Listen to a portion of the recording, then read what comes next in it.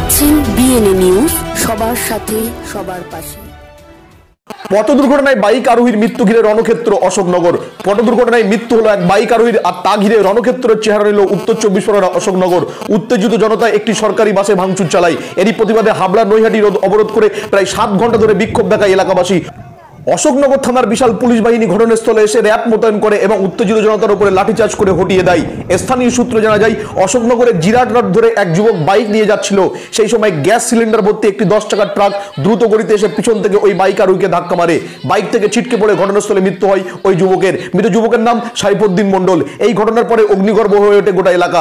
স্থানীয় বাসিন্দাদের অভিযোগ, জিরাট রোডে বেপরোয়াভাবে গাড়ি চলাচল করে, পুলিশ তা নিয়ন্ত্রণ না করে জিরাট রোডে গাড়ি থামিয়ে তোলাবাজি করে।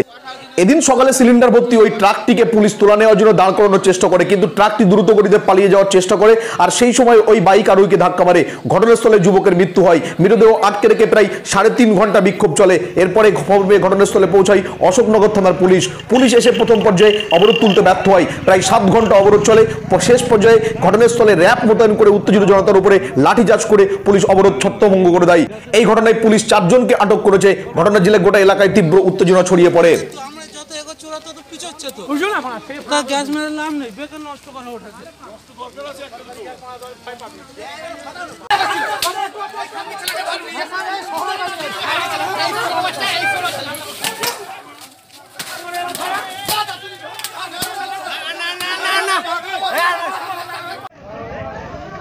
ছবি তোলার রিস্ক আছে।